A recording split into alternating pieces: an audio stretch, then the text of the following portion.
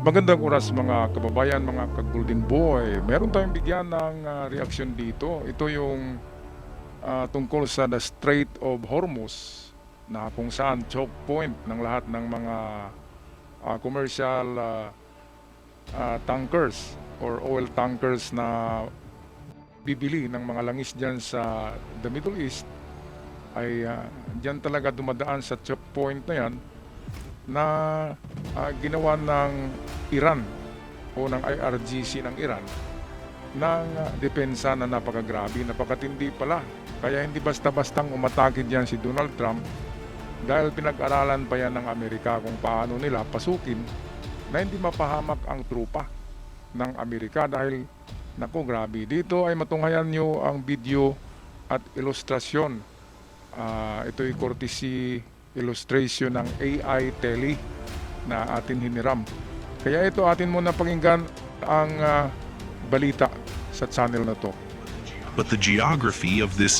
Why is the United States having a hard time protecting the Strait of Hormuz? At first glance, the answer seems simple. The U.S. Navy maintains one of the most powerful fleets in the world, but the geography of this narrow waterway changes the equation. The Strait of Hormuz is only about 21 miles wide at its narrowest point, with just 2 shipping lanes, each roughly 2 miles across. Okay, so 2 miles across yung narrow na daanan ng barko. Dalawang barko lang daw yung pwedeng magsalubong dyan dahil mayroong mga pulo-pulo na maliliit at pwedeng maano doon, mabangga yung mga barko. Kaya dyan sa choke point na ito yung choke point na nandyan sa Hormuz ay diyan nilagyan ng Iran ng kanilang depensa. Merong swarm of small boats at drones din na sea drones at mga speedboat na merong mga machine gun, merong mga dalang mga missiles din na maliliit. At sa itaas nito ay kabundukan kung saan sa bundok ay meron na namang mga missiles na nakatago lamang underground. Kaya napakatagal na paghahanda yan ng Iran. Kaya nga nagdeklara ang Iran ng gera sa buong mundo dahil akala nila magapi nila ang Amerika dito sa digmaan sa Iran. Kasi alam nila na aatake ang Amerika, pero wise ang Amerika Siyempre malakas ang intelligence ng Amerika at Israel. At alam nila na dyan sa choke point na yan, kapag dumaan ang kanilang mga barko dyan, tapos sila. Di ba? Parang swarm of killer bees, di ba? Killer bees. Kapag kahit higanti ka pa, basta kagatin ka ng thousand of killer bees, swarm. Ganun ang mangyayari sa mga barko. Merong swarm of drones, swarm of sea drones, swarm of speedboats na merong mga matataas na klaseng armas. At hindi lang yan, mga missiles na nasa medyo mataas na bundok na nakadungaw sa Strait of Hormuz. Kaya wala nang time na mag-react diyan ang radar o interceptors ng Amerika o Israel. Wala na. Useless ang interceptor diyan kasi napakalapit lang ng distansya. Mantakin nyo, kalahati ng 22 mile ay 11 mile na lang. So 11 mile kayang abutin yan ng mga kahit kanyon na maaabot Kaya hindi na ma-intercept yung too late for the interceptors, tatamaan talaga yung mga barko na dumadaan dyan. Kaya nang unang manawagan si Trump sa NATO, ano ang sagot ng NATO? Hindi namin gera yan. Pero nang sabi ni Trump, kakalas ako sa inyo, hindi na ako membro ng NATO, ay biglang lumiko Biglang nagprino ang NATO at bumalik. At sabi nila handa na silang magipaglaban para sa Hormuz. At siyempre, papanig sila kay Donald Trump. So yun yung magandang balita ngayon. Pati ang Japan ay ganun din. Nangako ang Japan na tutulong para sa pagprotekta ng mga bibili ng langis dyan sa Middle East. Kasi kahit Saudi, Qatar, UAE, Bahrain, lahat ng nag-produce ng langis dyan, ay dyan talaga dumadaan yung mga barko. Kasi kung gagamitin yung pipeline ng Saudi, yung Saudi ay merong pipeline na doon dumadalo yung langis at kukunin doon sa ibang bansa, pero kukunti lang sa isang araw ang ma-deliver ng pipeline na yun. Kakaiba talaga yung ikarga sa barko, mas marami. Okay, patuloy tayo. At nearly 20% of the world's oil supply moves through this corridor every day. That means even small disruptions can have global economic consequences. Iran has spent decades preparing for exactly this scenario. Instead of relying on large warships, it built a strategy around asymmetric warfare. Fast attack Ayan. boats, coastal anti-ship missiles, Grabe. naval mines, and armed drones. Intelligence estimates suggest Iran possesses thousands of naval mines and dozens of mobile missile batteries positioned along the coastline and nearby islands. During periods of tension, Iranian forces have repeatedly conducted swarm exercises, launching dozens of small boats simultaneously. At the same time, shore-based missile systems can target Ayan, vessels so pinakita moving na pala through yan the ng narrow Iran during shipping lanes. exercises nila, yung swarm of small boats, swarm of sea drones, hindi lang yan, merong sea mines, yung mga sumasabog na bomba na lumulutang sa dagat. At hindi lang yan, merong mga short-range missiles, yung sinabi ko kanina na nasa mataas na elevated na kabundukan dyan, ay nakatago lamang yung mga silos o yung mga lalagyan ng mga missiles. Kaya napakahirap yan pasukin. Ngayon ay nagbiyahe na ngayon ang USS Tripoli. Ang USS Tripoli ay isang aircraft carrier na higante ng Amerikana na naka-standby diyan sa Japan.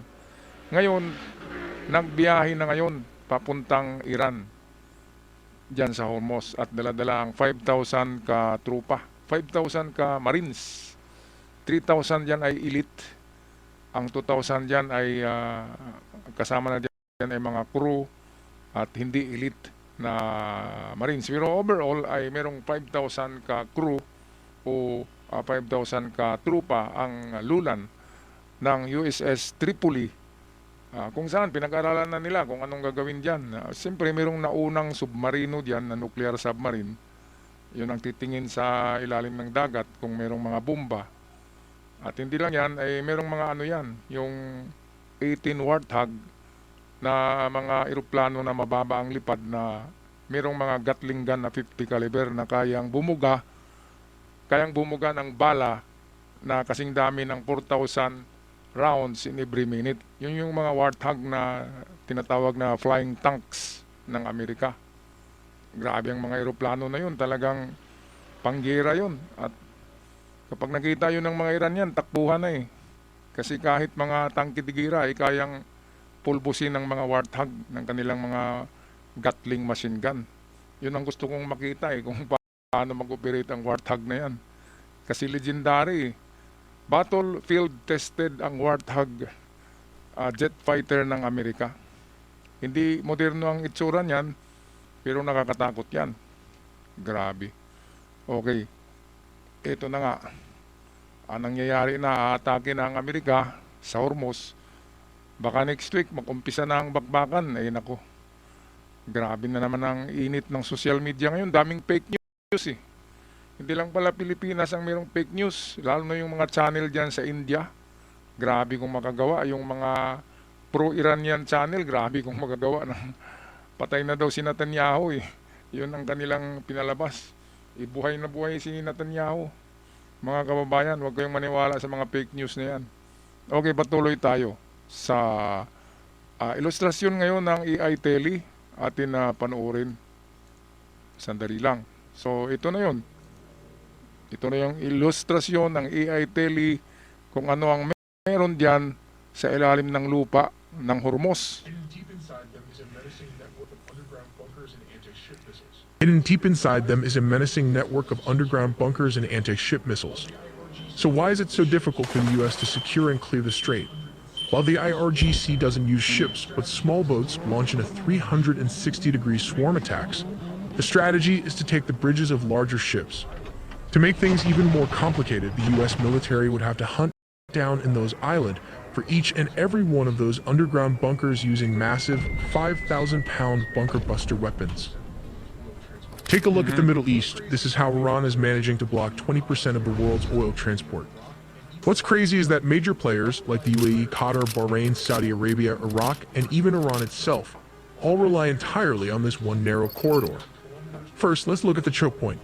At its narrowest, the strait is only about 39 kilometers or 21 nautical miles wide.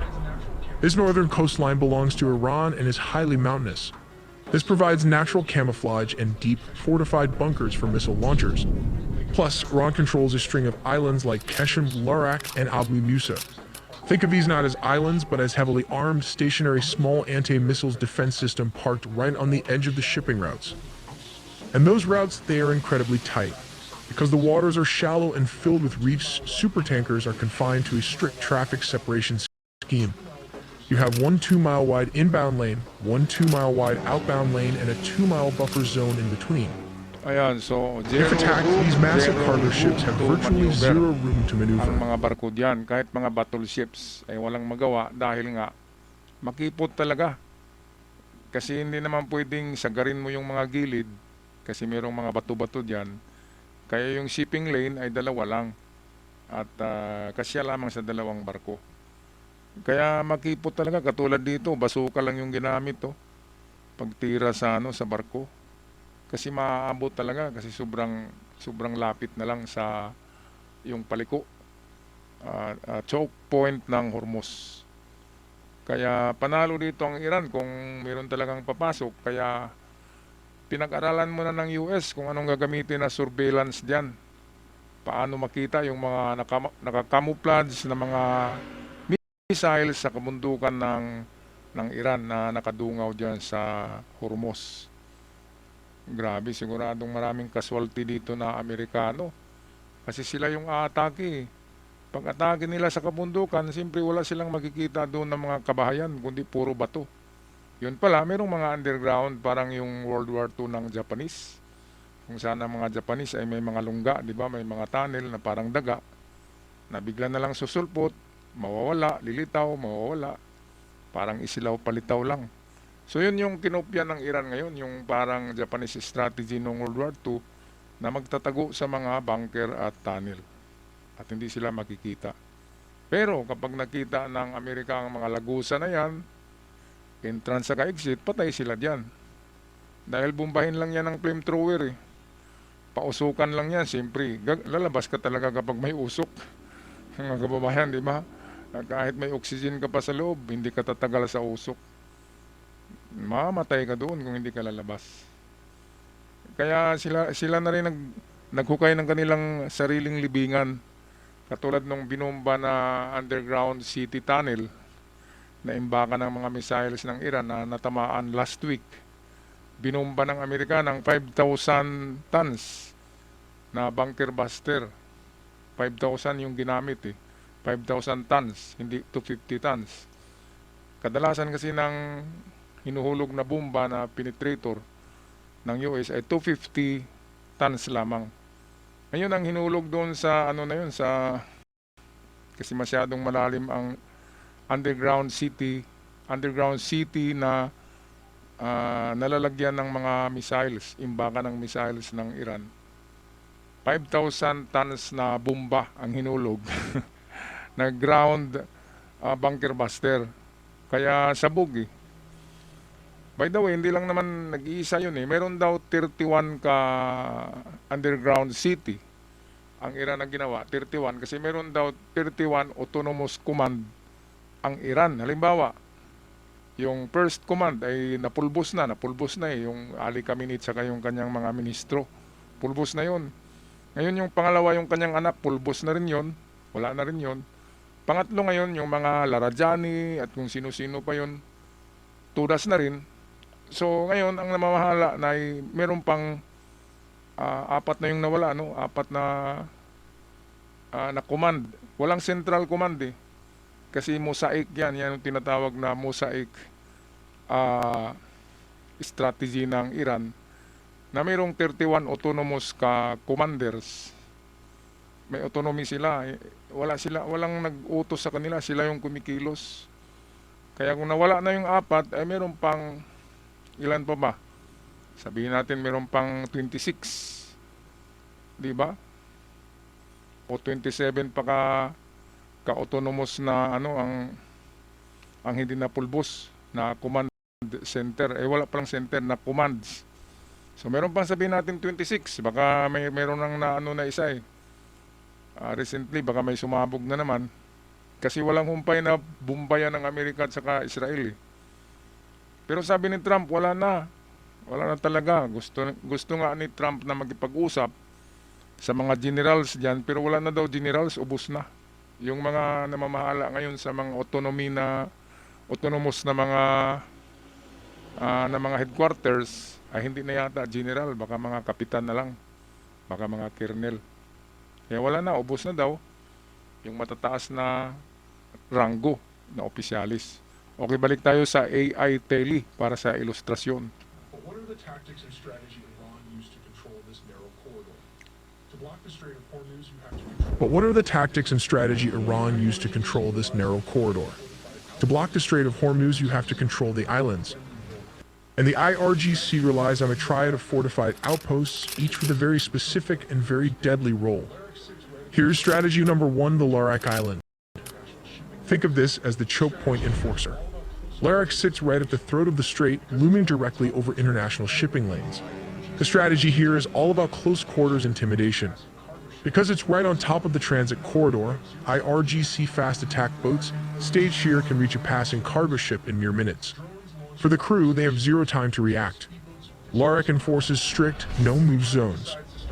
Drones launch to monitor stationary tankers Ayan, while so wala speedboats talagang physically lusot. surround Kapag them. dumaan ka dyan sa If a choke captain point na decides yan, to start their engines, they ay open cornered ka fire. na. Kasi yung mga isla pala dyan ay nandyan lang pala naka-standby yung mga speedboat ng IRGC.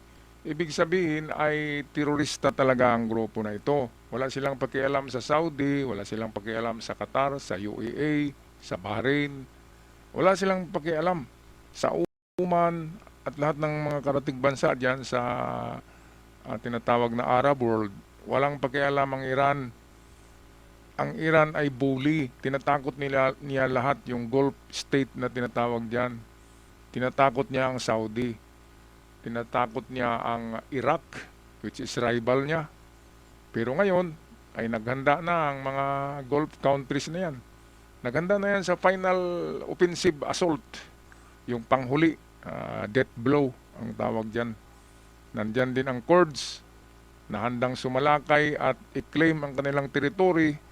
Kaya siguradong hindi na makakabalik ang Iran pa. Kasi mahati na ang Iran sa Kurdistan eh. Kukunin ng Kurdis yung kanilang teritoryo na inagaw ng Iran. Ang Iraq ay ganun din, yung inagaw ng Iran sa Iraq, kukunin nila. Kaya liliit yan at siyempre i-execute din ng mga Kurds. Yung alam nila kung sino yung mga top official na nag-execute din sa mga Kurds noon eh. Kaya siyempre gaganti ang Kurds dyan, mauubos talaga ang kalahi ni Ali Khamenei dyan. Mauubos talaga yan. Katulad yan sa ni Bin Laden, sa grupo ni Bin Laden. Which is, meron pang natira pero wala na. Hindi na malakas. So ganun yung mangyayari dyan sa Iran. Tapos talaga yan dahil mismo ang Gulf state ay umaaksyon na ngayon. Ang Qatar galit na, Saudi galit na, Bahrain galit na sa kanya, Kuwait galit na. Lahat ng Gulf state galit. Okay, tapusin na natin ang video na ito, courtesy ng AI Tele.